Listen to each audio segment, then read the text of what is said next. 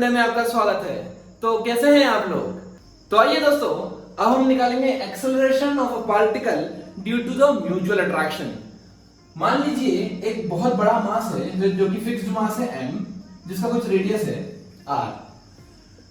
यहाँ पे एक छोटा मास पार्टिकल है जिसका डिस्टेंस यहाँ से कितना है r, स्मॉल r, राइट। अब ये दोनों एक दूसरे को अट्रैक्ट कर रहे होंगे, right? If I ask you what is the force on this mass particle, so force on this mass particle is G m naught by r square, ठीक है। अगर उसका एक्सेलरेशन पूछता, acceleration of m naught particle, तो क्या होगा? Force by mass, खुद का फोर्स बाय खुद का मास, so it is G m by r square, correct. अगर मैं इस पॉइंट को ओरिजिन मानूं तो r वेक्टर इधर, एक्सेलरेशन किधर है दोस्तों? तो क्या मैं minus G M by R A vector लिख दूं, ठीक है, आर कैप। चलिए, अगर मैं इंटेंसिटी पूछता, ध्यान है ग्रेविटेशनल फील्ड, अगर मैं ग्रेविटेशनल फील्ड इंटेंसिटी पूछूं आपसे इस पॉइंट पे, तो कितनी होगी? G M by R square. इस मास की ग्रेविटेशनल फील्ड इंटेंसिटी इस पॉइंट पे G M by R square, और वेक्टर फॉर्मेट में वही हो जाएगा minus G M by R square R cap. इसका मतलब एक्सेलरेशन की वैल्यू और इंटेंसिटी ऑफ ग्रेविटेशनल फील्ड की वैल्यू क्या सेम आ रही है? बेसिकली दोनों सेम कॉन्सेप्ट है, राइट, बस नाम डिफरेंट देते हैं उनको। अब एक्सेलरेशन, हम यहां पर एक्सेलरेशन क्यों यूज कर रहे हैं? क्योंकि उसके पीछे एक रीजन है। हमें डिफाइन करना है एक्सेलरेशन ड्यू टू अर्थ। मान लीजिए कि एक पार्टिकल है जो कि अर्थ के ऊपर रखा हुआ है। ये हमारी कौन है? धरती माता, धरती माता, है ना। अब इसके ऊपर एक पार्टिकल रखा है मैंने m मास का, ठीक है। अब मैं अगर आपसे पूछूं कि भैया इस मास का एक्सेलरेशन बताओ, स्मॉल मास का, इसका मास ऑफ द अर्थ मान लो, इसको रेडियस ऑफ द अर्थ मान लो, ठीक है।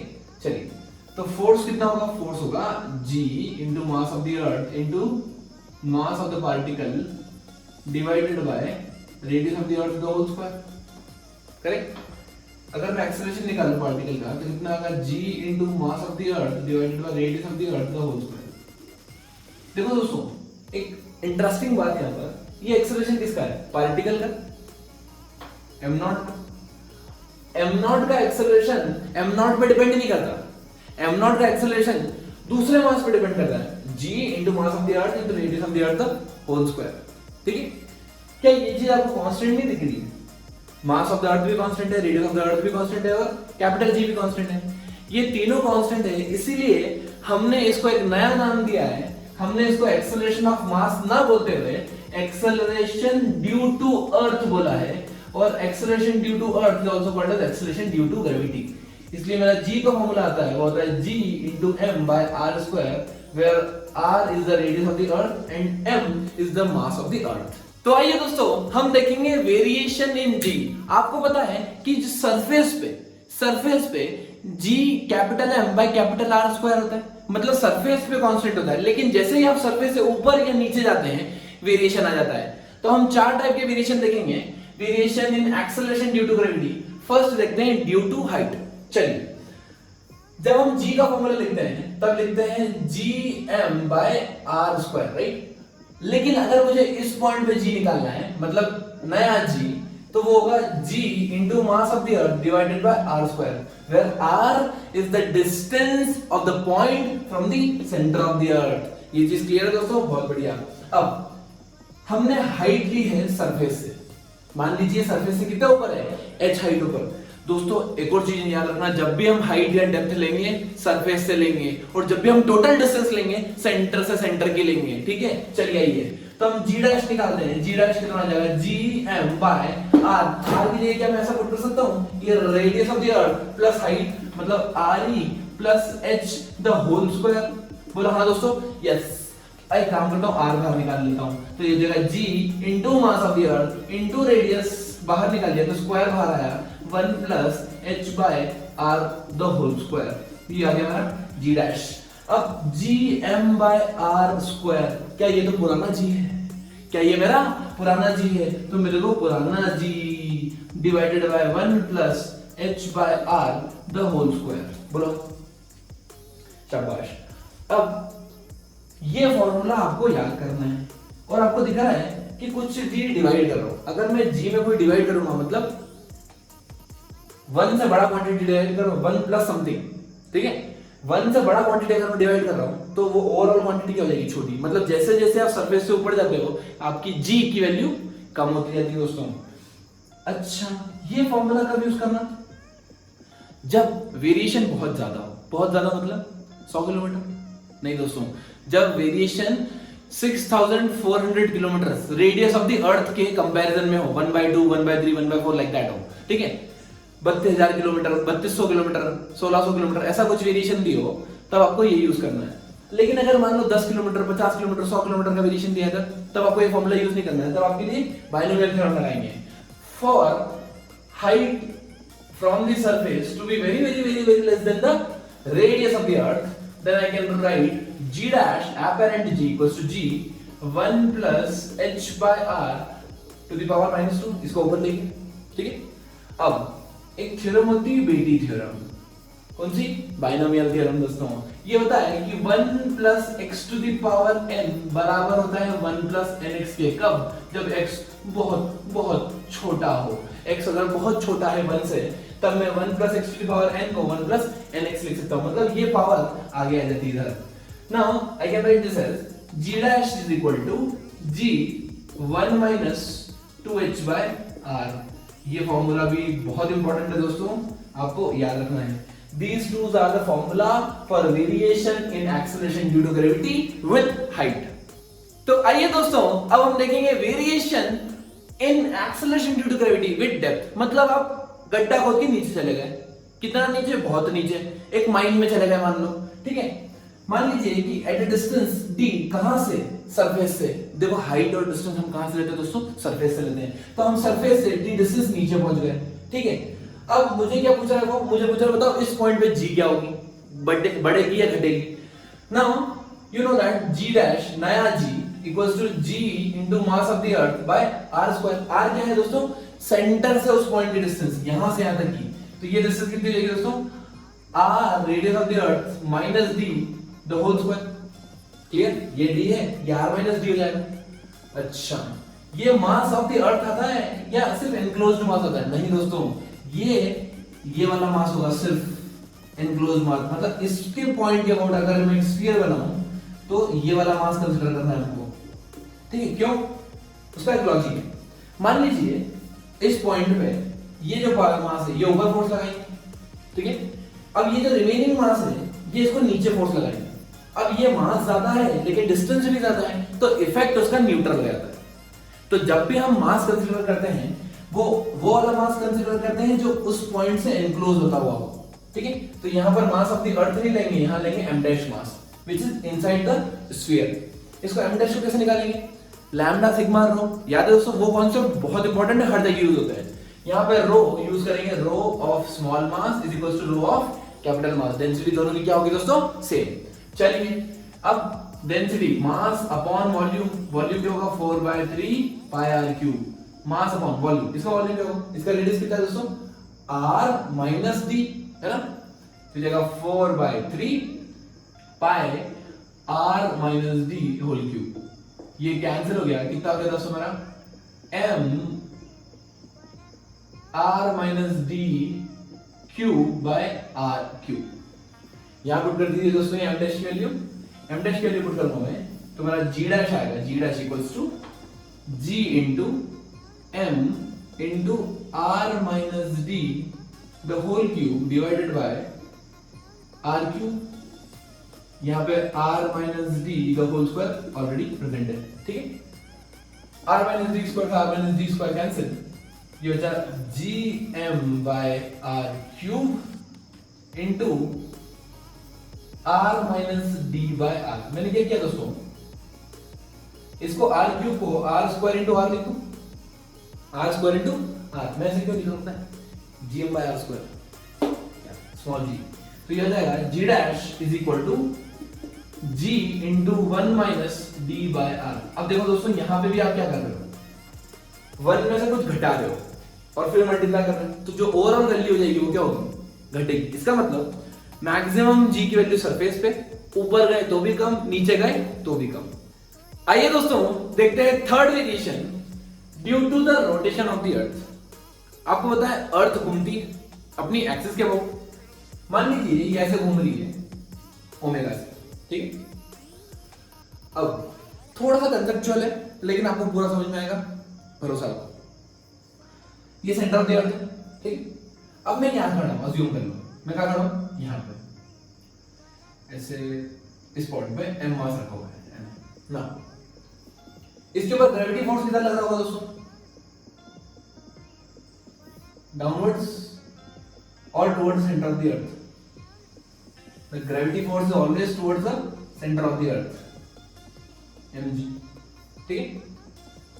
अब ये चीज घूम रही है अर्थ, तो आपको ऐसा लग रहा कि ये ऐसे सर्कल बना रहा होगा पार्टिकल।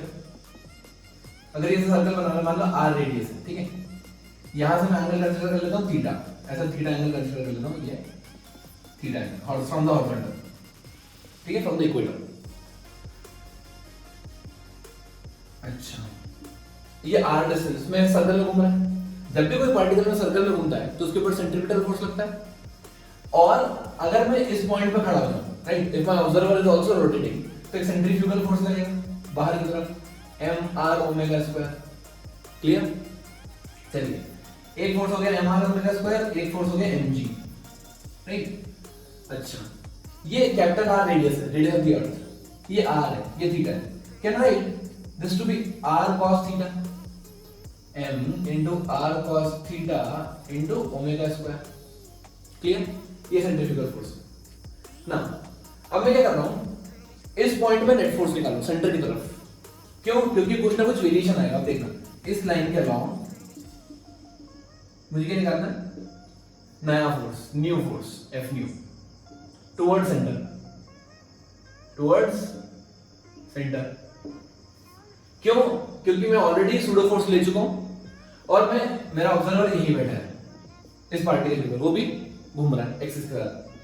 चलिए, तो कितना हो जाएगा, mg इस तरफ माइनस इसका कॉम्पोनेंट लेना पड़ेगा। अगर ये एंगल थीटा है, ये एंगल थीटा है, तो ये कितना हो जाएगा, mr cos theta omega square, इसका cos theta component. Clear? This minus this, तो कितना हो जाएगा, mg minus r omega square, r omega square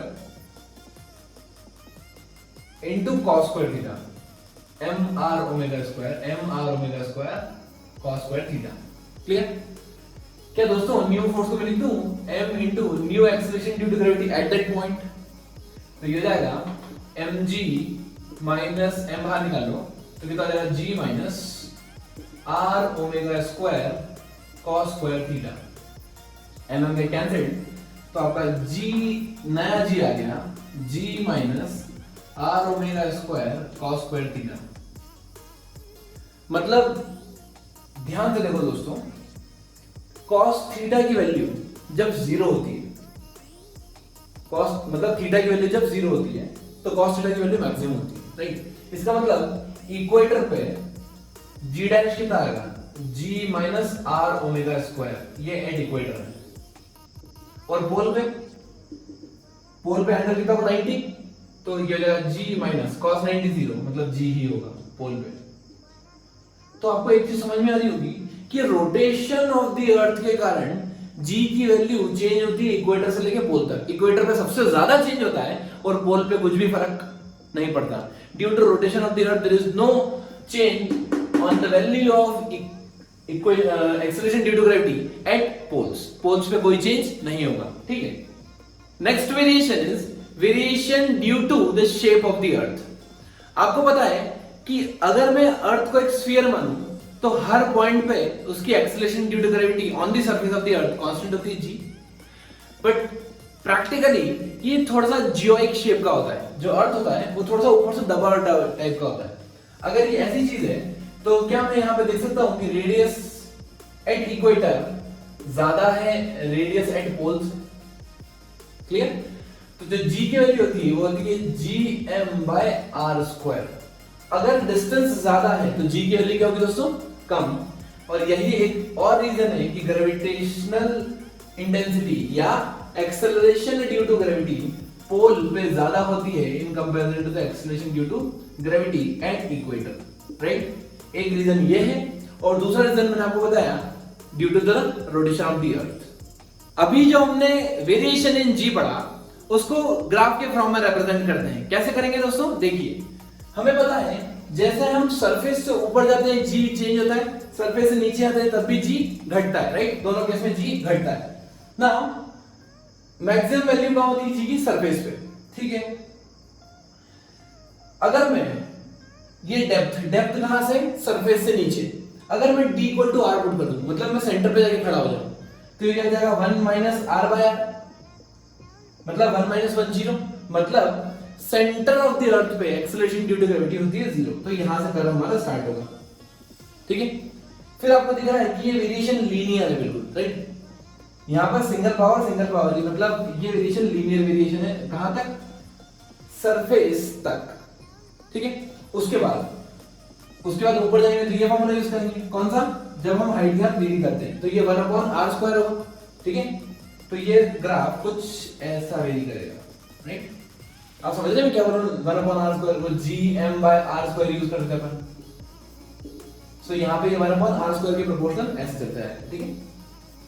So this is the variation of acceleration due to gravity from the center of the earth to infinite. आइए दोस्तों देखते हैं कि LTQ what should be the ratio of height to depth for same value of g dash। हमें apparent gravity या जो g dash की value है वो क्या चाहिए, सेम, और उसके लिए हमें क्या रेशियो होना चाहिए, हाइट का और डेप्थ का। मतलब मेरे को पता है कि जैसे से ऊपर जाता हूं g कम होता है, नीचे आता हूं g कम होता है। वो बोल रहे हैं किस रेशियो में ऊपर और नीचे जाऊं ताकि g की वैल्यू मुझे सेम मिल जाए, ठीक है। हम फॉर्मूला देखते हैं, हमको कंसीडर करना है स्मॉल वेरिएशन, राइट। सो जब ऊपर जाते हैं हम तो होता है formula 1 minus 2h by R, 1 minus 2h by R into G, और जब नीचे जाते हैं तो होता है 1 minus d by R into G, clear. Now what that I think these two g should be same, उस पॉइंट पे g क्या होना चाहिए, सेम। तो हम इसका रेशियो लेते हैं या हम डायरेक्ट अगर कॉमन सेंस लगाएं तो देखो दोस्तों पूरा एक्सप्रेशन सेम है, यहां पे 2h है और यहां पे d है। ये दोनों एक्सप्रेशन सेम कब होंगे, जब 2h इक्वल टू d होगा, मतलब h बाय d कितना होगा दोस्तों मेरा 1/2। तो आपका डायरेक्ट आंसर आ गया 1/2, clear. Now we will define gravitational potential energy. What is this gravitational potential energy? आपने वर्क पावर एनर्जी में सुना होगा, right. Energy possessed by a body by virtue of its shape and position, right. Gravitational potential energy यहां पर दो तरीके से define की जाती है, एक इंटरैक्शन एनर्जी और दूसरी सेल्फ एनर्जी, राइट। आपको सुन के बड़ा अजीब लगेगा कि we can not define gravitational potential energy, then why we are here. We can define the change in gravitational potential energy, right? And for defining the gravitational potential energy at a particular point, if we consider at a random point the gravitational potential energy is 0, then that point we can easily calculate the gravitational potential energy, right? चलिए, so we can define the change in gravitational potential energy between two points. Change हम define कर सकते हैं किसी particular point पे gravitational potential energy define नहीं कर सकते, हमें एक रेफरेंस पॉइंट चाहिए होता है।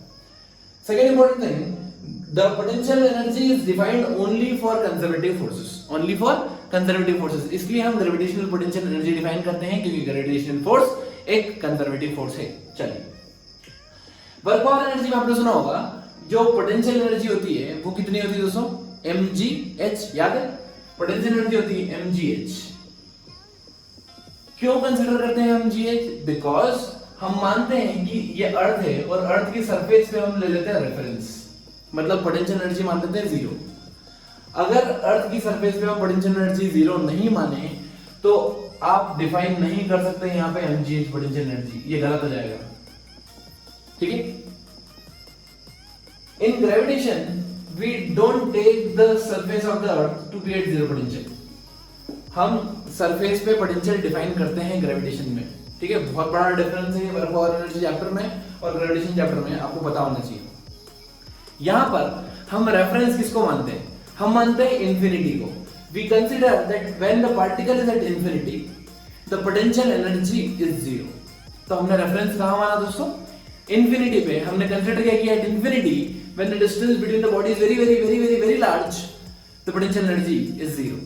लेकिन वर्क पावर एनर्जी और जितने भी चैप्टर अभी तक हमने पढ़े उसमें हम सरफेस को ही जीरो पोटेंशियल एनर्जी मान लेते और पोटेंशियल डिफाइन करते थे किसी पॉइंट h पे mgh। क्लियर? तो आइए दोस्तों अब हम देखेंगे interaction energy between two mass particle. ठीक है, चलिए स्टार्ट करते हैं। सबसे पहले मान लीजिए सारे मास पार्टिकल इंफिनिटी पे, राइट, और इस स्पेस में ये आइसोलेटेड सिस्टम है, यहाँ पे कोई भी मास पार्टिकल नहीं है। अब मैं इंफिनिटी पे गया और एक मास को लेके आया यहां पर, राइट। इस केस में जो वर्क डन मैंने किया वो जीरो किया। क्यों? क्योंकि जब मैं मास को लेके यहां आ रहा था तो कोई भी मेरे को फोर्स लगाने वाला नहीं था, कोई भी मेरे को ना तो अट्रैक्ट कर रहा था ना रिपेल कर रहा था, राइट। तो मैं मान लिया कि मैंने m1 मास को यहां फिक्स कर दिया। ठीक है, अब मैं क्या करता हूं, मैं वापस इंफिनिटी पे जाता हूं और अब दूसरे मास पार्टिकल को लेके आता हूं। वहां से कहां से लाऊंगा दोस्तों? इंफिनिटी से। मैं क्या कंसीडर करता हूं कि इंफिनिटी पे पोटेंशियल एनर्जी जीरो है। पोटेंशियल एनर्जी एट इंफिनिटी कितनी दोस्तों? जीरो। अब मैंने क्या किया, वहां से मैं m2 मास पार्टिकल लेके आया। ठीक है, कहां तक लेके आया? मान लीजिए यहां तक लेके आया एट अ डिस्टेंस r। ठीक है, इंफिनिटी से कहां तक लेके आया? At a distance r। अब 100% में कुछ ना कुछ वर्क डन करना पड़ेगा, राइट। मैं एकदम स्लोली पार्टिकल को लेके आता हूं, राइट। पार्टिकल को मैंने पकड़ लिया, स्लोली स्लोली स्लोली लेके आ रहा हूं एकदम जीरो वेलोसिटी से, राइट, ऑलमोस्ट जीरो वेलोसिटी से। क्यों? क्योंकि जैसे ही ये पार्टिकल इसके इंटरेक्शन में आएगा ये इस पे फोर्स एक्सर्ट करने लग जाएगा, ये इसको खींचेगा, लेकिन मैं पकड़ के रखूंगा उसको, राइट। मैं पकड़ के रखूंगा बट धीरे धीरे लेके आऊंगा, बिल्कुल ऑलमोस्ट जीरो वेलोसिटी। मतलब मैं कंसीडर कर रहा हूं कि चेंज इन काइनेटिक जीरो होगी। Change in kinetic energy zero होगी दोस्तों। काइनेटिक एनर्जी में कोई चेंज आने वाला नहीं है। बहुत स्लोली मैं इस सिस्टम को फॉर्म करूंगा यहाँ पे लाके। ठीक है, तो मुझे कुछ ना कुछ वर्क करना पड़ेगा। वो वर्क डन सिस्टम की पोटेंशियल एनर्जी में स्टोर हो जाएगा। वो वर्क डन सिस्टम की पोटेंशियल एनर्जी में स्टोर हो जाएगा। चलो देखते हैं। सो मान लीजिए एट अ डिस्टेंस x मैंने पार्टिकल को थोड़ा सा मूव किया यहां से यहां तक dx। एक बात बताओ दोस्तों, हर पॉइंट पे फोर्स सेम है या चेंज हो रहा है? हर पॉइंट पे फोर्स चेंज हो रहा है क्योंकि पोजीशन चेंज हो रही है, राइट। अगर पोजीशन चेंज हो रही है तो मैं फोर्स को कैसे लिखूंगा उस पॉइंट पे? Force is equals to g into m1 into m2 divided by x square. इस पॉइंट पे, राइट, जैसे जैसे पॉइंट चेंज होगा मेरा फोर्स चेंज हो जाएगा। अगर मुझे वर्क डन लिखना है, वर्क डन कैसा? यहां से यहां तक, पॉइंट P से पॉइंट Q तक। मैं मान रहा हूं कि डिस्टेंस इतना छोटा है कि फोर्स की वैल्यू यहां से यहां तक ऑलमोस्ट मैं सेम मान रहा हूं। ठीक है, अगर मैं डिस्टेंस ज्यादा दूर ले लूंगा तो मैं फोर्स की वैल्यू सेम नहीं मान सकता।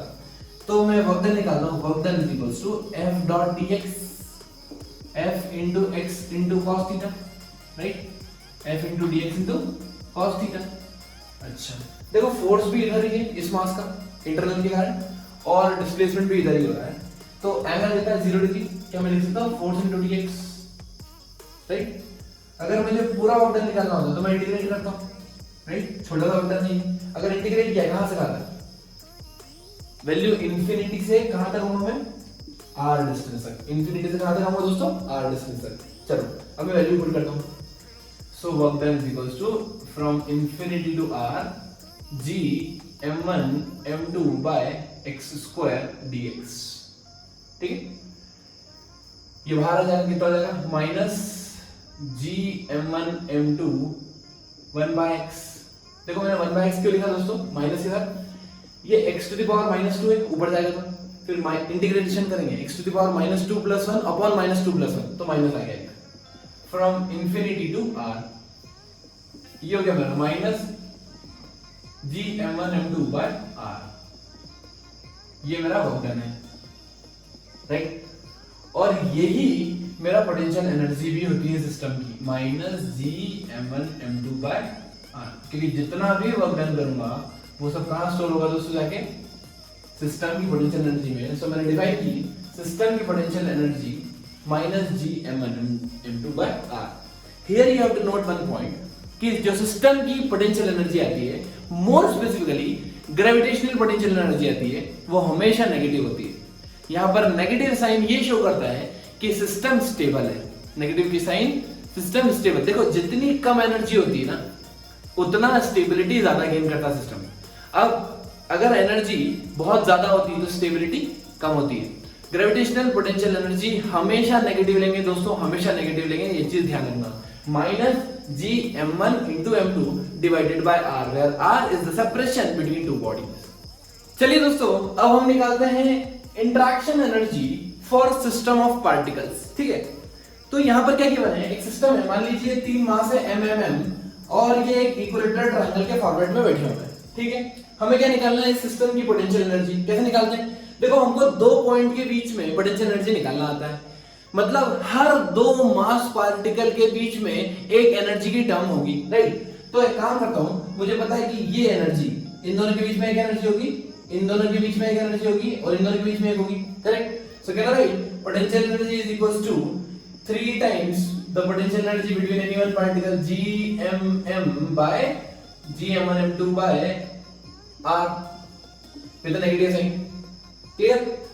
अब इसकी एक मेथड और है, एक काम करते हैं, मैं इस सिस्टम को फॉर्म करने में, इस सिस्टम को बनाने में जितनी एनर्जी लगी उसी को तो बोलता हूं potential energy, interaction potential energy. एक काम करता हूं, मैं जाता हूं इन्फिनिटी पे। कहां जाता हूं दोस्तों, इन्फिनिटी पे। चलो मेरे साथ, मैं गया इन्फिनिटी पे, इन्फिनिटी से पार्टिकल उठा के लाया m1। क्या कोई वर्क डन किया, नहीं किया।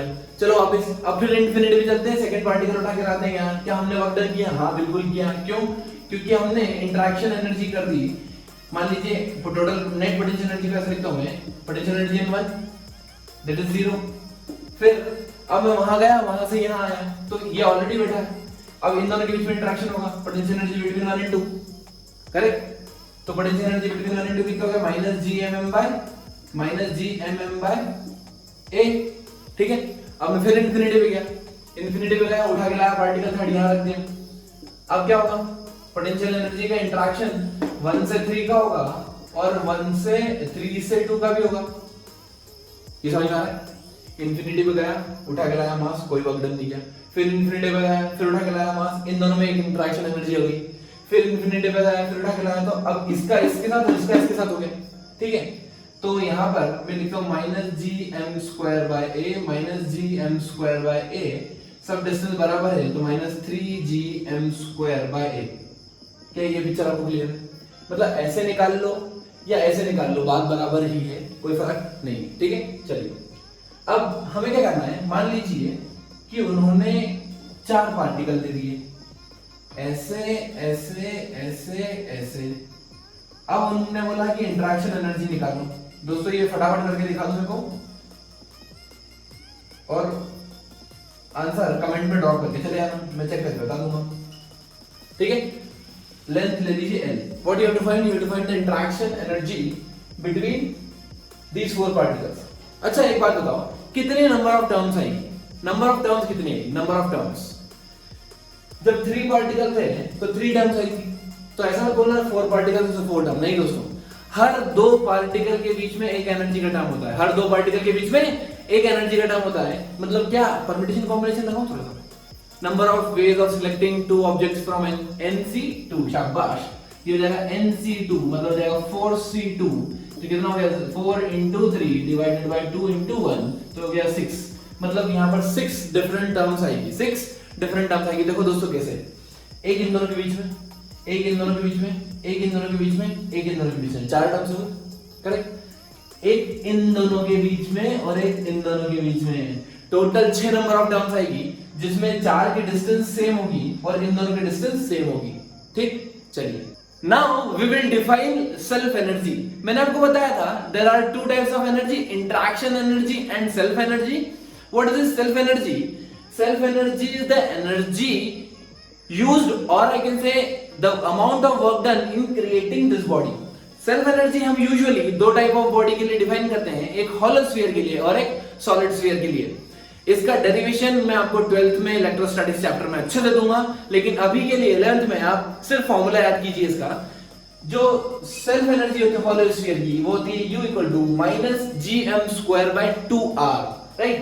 अब ये होता क्या है बेसिकली, मान लीजिए अगर इस हॉलो स्फीयर को मैं इनफाइनाइट डीएम मास में ब्रेक कर दूं तो जो टोटल एनर्जी लगती है that is called as interaction energy. मतलब क्या हुआ, मैं डीएम मास इंफिनिटी पे गया, डीएम मास उठा के लाया यहां रख दिया, फिर इंफिनिटी पे गया, फिर डीएम मास यहां रख दिया, फिर इंफिनिटी पे गया, फिर डीएम मास यहां रख दिया। ऐसे पूरी प्रोसेस में पूरा स्फीयर को बनाने में, हॉलो स्फीयर को बनाने में जितना वर्क डन किया that is equal to the potential energy of the system that is minus gm²/2r। Similarly for solid sphere it is -3/5 gm²/r। मतलब मैं क्या जाऊंगा, इंफिनिटी पे जाऊंगा, फिर डीएम मास रखूंगा, फिर इंफिनिटी पे जाके डीएम मास रखूंगा। ऐसे करके मैं पूरा सॉलिड स्फीयर बना दूंगा। जितना वर्क डन करूंगा उतना ही पोटेंशियल एनर्जी स्टोर हो जाएगा बॉडी में, and that is -3/5 gm²/r। Clear? आइए दोस्तों देखते हैं एंटी-क्यू। गिवन है एक ट्रायंगल है जिसकी साइड लेंथ 2a है, उसकी वर्टिसेस पे, कॉर्नर्स पे 3 मास m पुट किए हुए हैं, right? What we have to find the speed of the particles when the separation become a when released from 2a। मतलब मैंने क्या किया, यहां से इनको छोड़ दिया, ठीक है? तो इनिशियल स्पीड कितनी होगी, 0। अब क्या हुआ, जैसे ही छोड़ दिया ये तीनों म्यूचुअल अट्रैक्शन फोर्स लगाएंगे, राइट? इसके ऊपर एक फोर्स ऐसा लगेगा, एक फोर्स ऐसा लगेगा, मतलब नेट फोर्स बीच में लगेगा। इसका मतलब ये पूरा सिस्टम जब a डिस्टेंस पे होगा, a तब इनके पास आइडेंटिकल वेलोसिटीज होंगी कुछ ना कुछ। इसकी वेलोसिटी होगी v, इसकी वेलोसिटी होगी कुछ v, इसकी वेलोसिटी होगी कुछ v। ये स्पीड बोल दो, सबकी स्पीड सेम होगी, ठीक है? अगर इन तीनों की स्पीड v सेम है, आइडेंटिकल होने के कारण मैंने ऐसा सेम माना है, तब ये म्यूचुअल एनर्जी से मूव कर रहे हैं। मतलब एनर्जी कंजर्वेशन अभी भी लागू लगेगा। मैं एनर्जी कंजर्वेशन लगाता हूं। So kinetic energy initial plus kinetic energy initial potential energy equals to final kinetic energy plus final potential energy.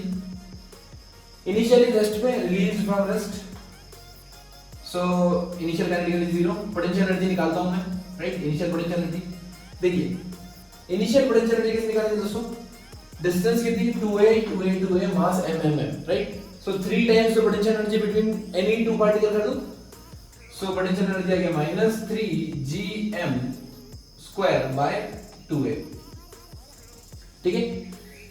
Finally तीनों के पास स्पीड भी है, तो काइनेटिक एनर्जी इसकी प्लस इसकी प्लस इसकी, 3 times kinetic energy of one particle is equal to 3 times the kinetic energy half mv²।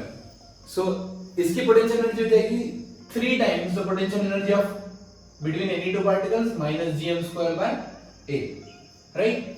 अब मैं इसको ऐसे ले आता हूं, 3gm²/a कॉमन निकाल लिया, यहां से कितना बचेगा, -1/2 और उधर से +1 is equals to 3/2 mv², right? Now 3m से 3m कैंसिल, यहां पर 1 so it is gm/2a equals to v²/2। this 2 get cancelled with 2, मेरा आंसर आ गया gm/a। this is the speed with which the particle will approach each other। गम के अंधेरे में दिल को ना बेकरार कर, सुबह जरूर होगी, सुबह का इंतजार कर। Stay motivated, keep learning, keep supporting.